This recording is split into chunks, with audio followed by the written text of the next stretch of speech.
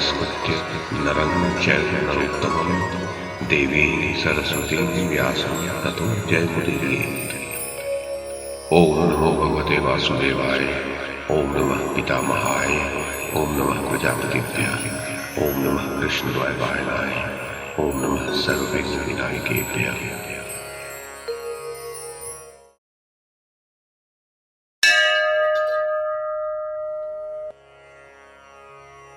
वैशंपायन जी कहते हैं, जन्मेजय, इसके पश्चात शकुनी पुनः बोला, कुंती नंदन युधिष्ठिर, आप अब तक पांडवों का बहुत सा धन हार चुके।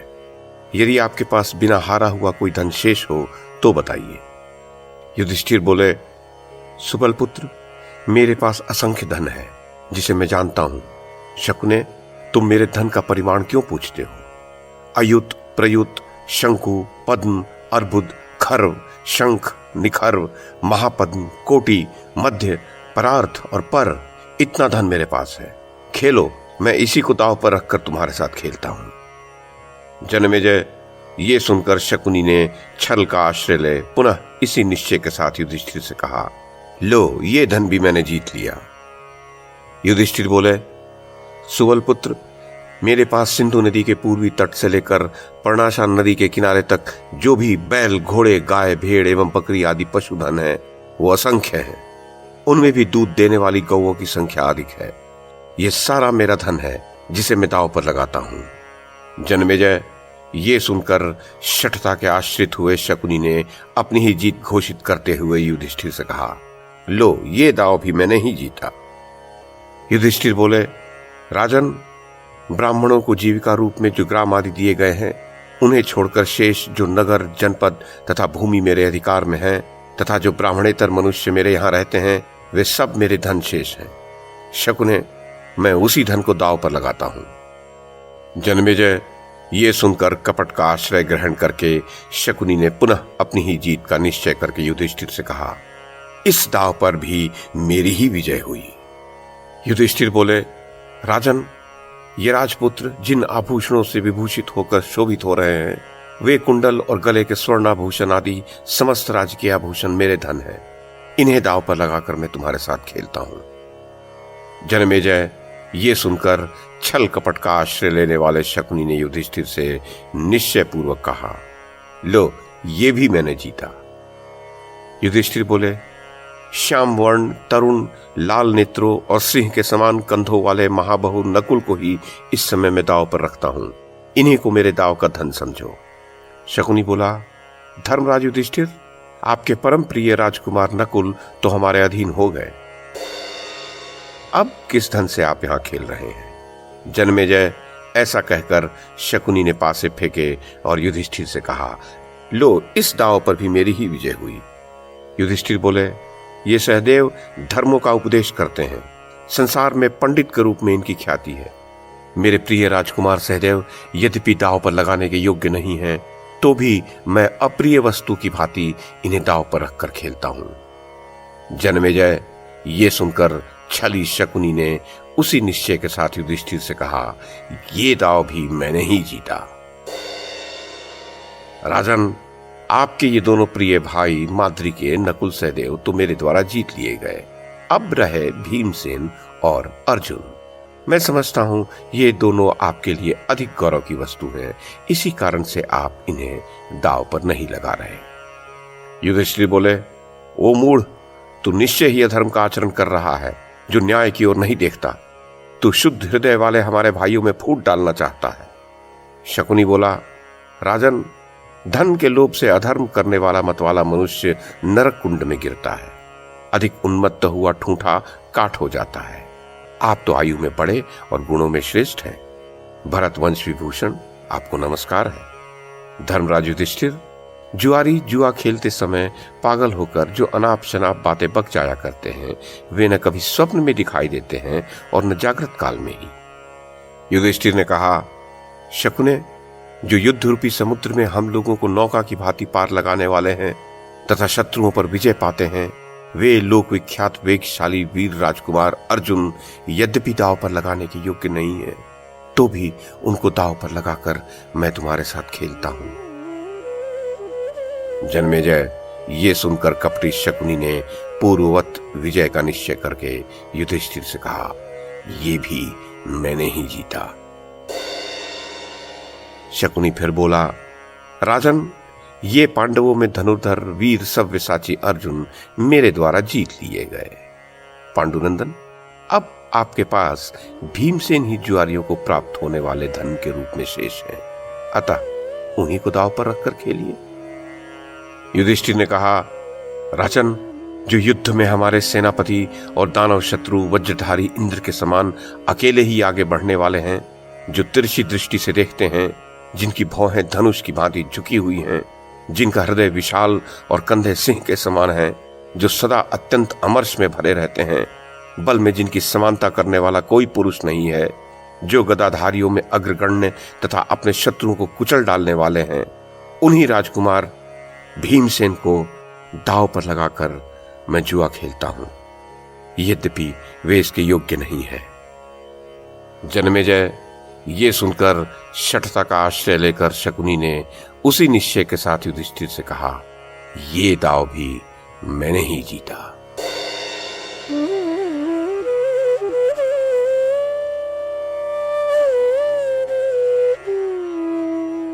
शकुनी बोला, कुंती नंदन, आप अपने भाइयों और हाथी घोड़ों सहित बहुत धन हार चुके। अब आपके पास बिना हारा हुआ कोई अवशिष्ट धन हो तो बतलाइए। युधिष्ठिर ने कहा, मैं अपने सब भाइयों में बड़ा और सबका प्रिय हूं, अतः अपने को ही दांव पर लगाता हूं। यदि मैं हार गया तो पराजित दास की भांति सब कार्य करूंगा।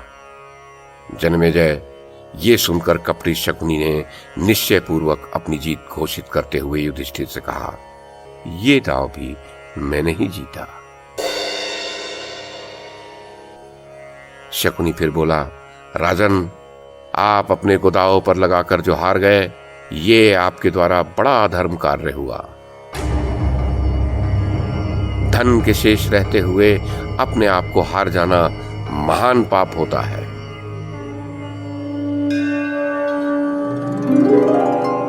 वैशंपायन जी कहते हैं, जन्मेजय, पासा फेंकने की विद्या में निपुण शकुनी ने राजा युधिष्ठिर से दांव लगाने के विषय में उक्त बातें कहकर सभा में बैठे हुए लोक प्रसिद्ध वीर राजाओं को पृथक पृथक पांडवों की पराजय सूचित की।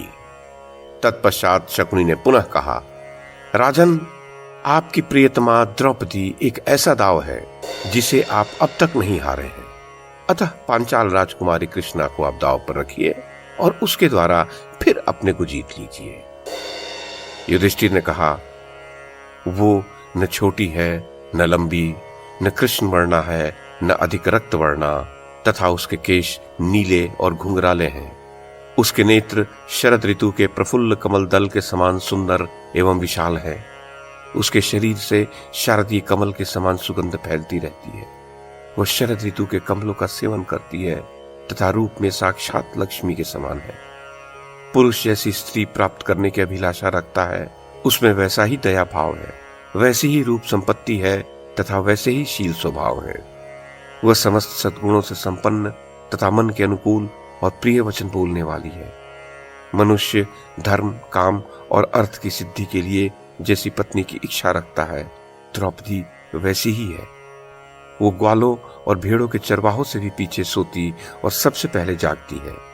कौन सा कार्य हुआ और कौन सा नहीं, इन सब की वह जानकारी रखती है। उसका श्वेत बिंदुओं से विभूषित मुख कमल के समान सुंदर और मल्लिका के समान सुगंधित है। उसका मध्य भाग वेदी के समान कृष्ण दिखाई देता है। उसके सिर के केश बड़े बड़े हैं, मुख और ओष्ठ अरुण वर्ण के हैं तथा उसके अंगों में अधिक रोमावलियां नहीं है। सुबल पुत्र, ऐसी सर्वांग सुंदरी सुमध्यमा पांचाल राजकुमारी द्रौपदी को दांव पर रखकर मैं तुम्हारे साथ द्युत खेलता हूं। यद्यपि ऐसा करते हुए मुझे महान कष्ट हो रहा है।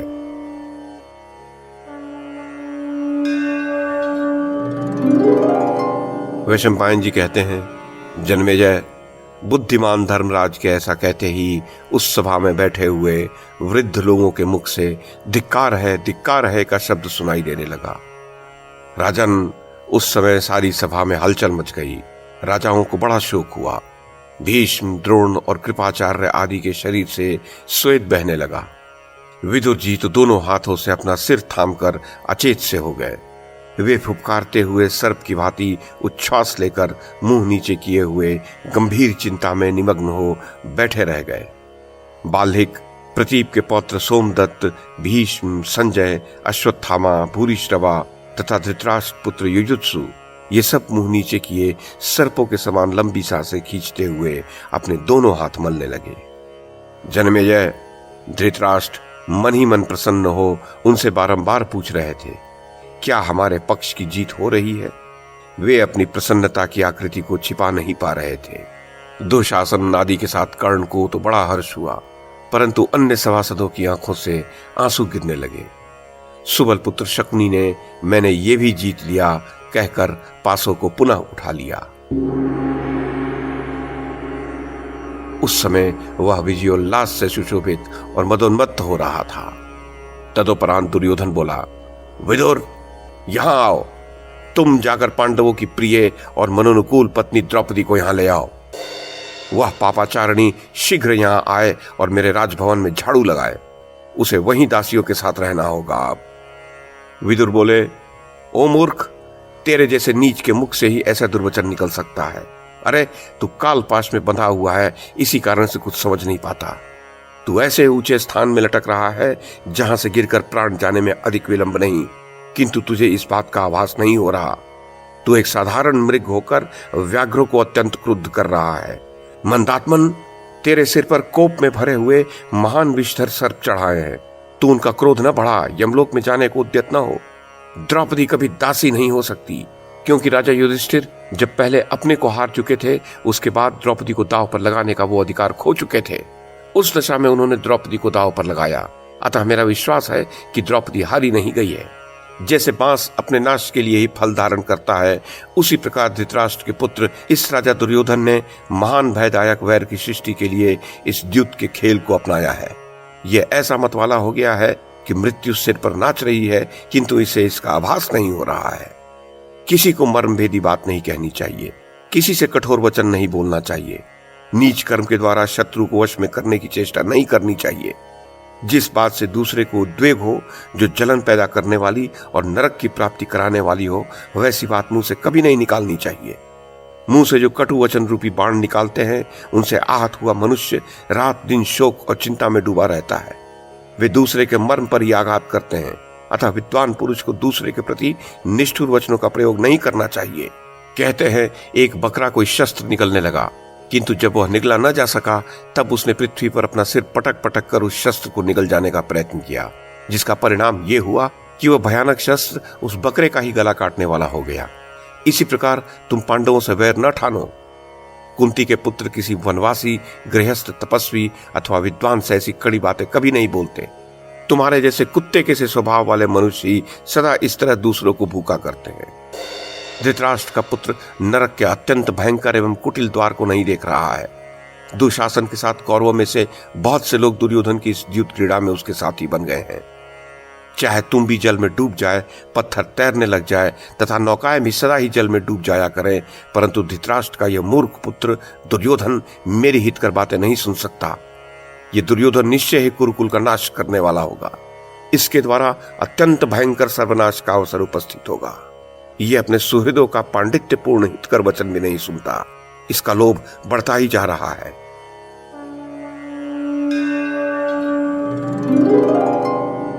वैशंपायन जी कहते हैं, जनमेजय, धृतराष्ट्र पुत्र दुर्योधन गर्व से उन्मत्त हो रहा था। उसने विदुर को धिक्कार है कहकर प्रातिकामी की ओर देखा और सभा में बैठे हुए श्रेष्ठ पुरुषों के बीच उससे कहा, प्रातिकामिन, तुम द्रौपदी को यहां ले आओ। तुम्हें पांडवों से कोई भय नहीं है। ये विदुर तो डरपोक है, अतः सदा ऐसी ही बातें कहा करते हैं।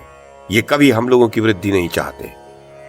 जनमेजय, दुर्योधन के ऐसा कहने पर राजा की आज्ञा शिरोधार्य करके वह सूत प्रातिकामी शीघ्र चला गया एवं जैसे कुत्ता सिंह की माद में घुसे, उसी प्रकार उस राजभवन में प्रवेश करके वह पांडवों की महारानी के पास गया।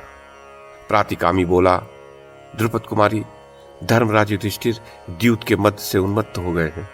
उन्होंने सर्वस्व हार कर आपको दांव पर लगा दिया। तब राजा दुर्योधन ने आपको जीत लिया। याज्ञसेनी, अब आप धृतराष्ट्र के राजभवन में पधारें। मैं आपको वहां दासी का काम करवाने के लिए ले जाने के लिए आया हूं। द्रौपदी ने कहा, प्रातिकामीन, तू ऐसी बात कैसे कहता है? कौन राजकुमार अपनी पत्नी को दांव पर रखकर द्युत खेलेगा? क्या राजा युधिष्ठिर द्युत में इतने मदोन्मत्त हो गए हैं कि उनके पास जुआरियों को देने के लिए दूसरा कोई धन नहीं रह गया? प्रातिकामी बोला, राजकुमारी, जब जुआरियों को देने के लिए दूसरा कोई धन नहीं रह गया, तब अजातशत्रु पांडुनंदन युधिष्ठिर इस प्रकार द्युत खेलने लगे।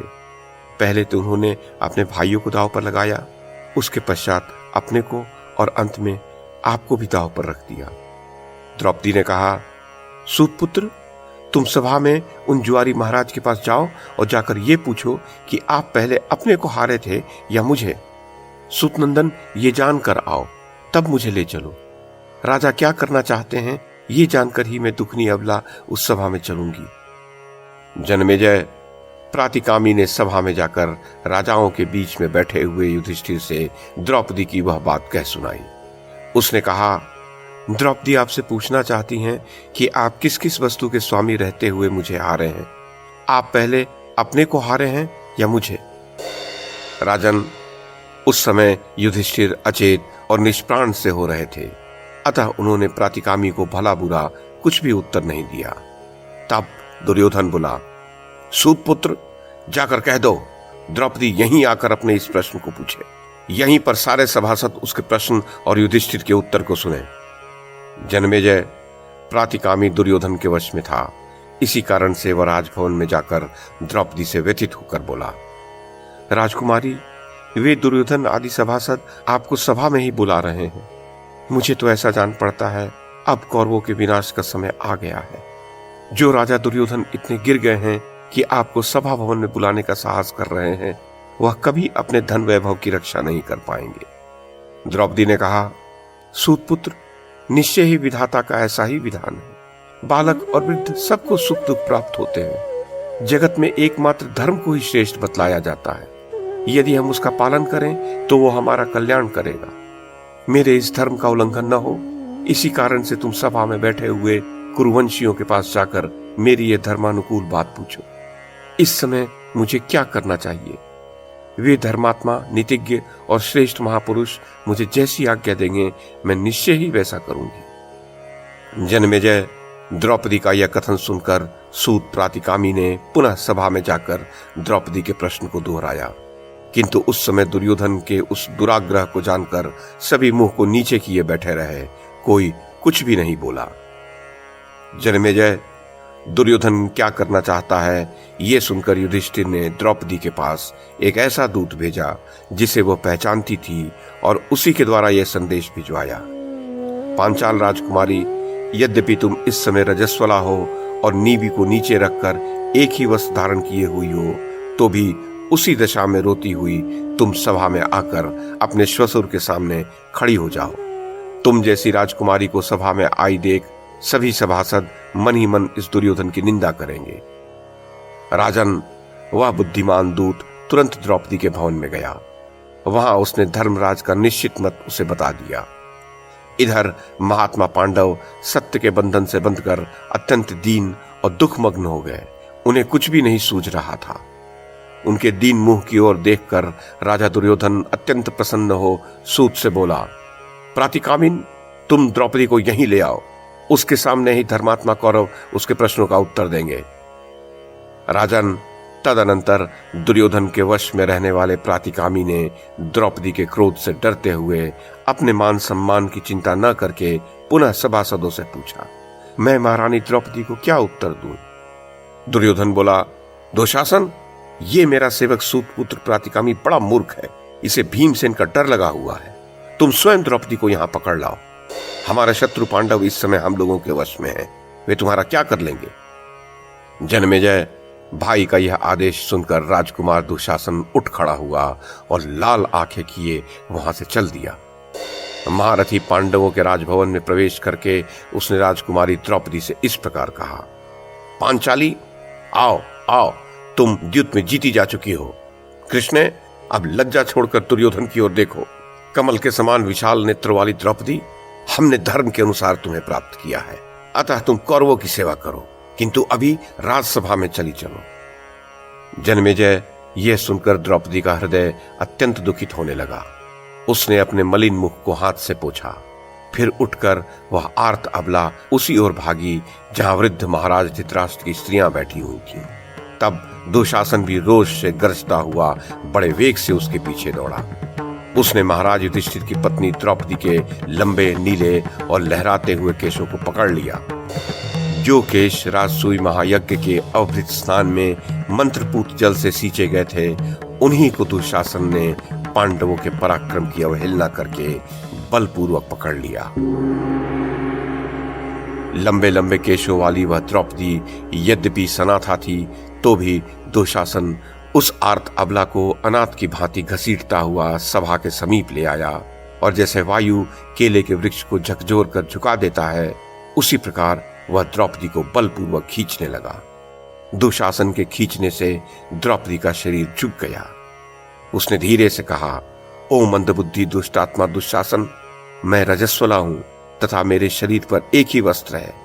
इस दशा में मुझे सभा में ले जाना अनुचित है। ये सुनकर दुशासन उसके काले काले केशों को और बलपूर्वक पकड़कर कुछ बड़बड़ाने लगा। इधर यज्ञसेन कुमारी कृष्णा ने अपनी रक्षा के लिए सर्व पापहारी सर्व विजयी नर स्वरूप भगवान श्री कृष्ण को पुकारने लगी।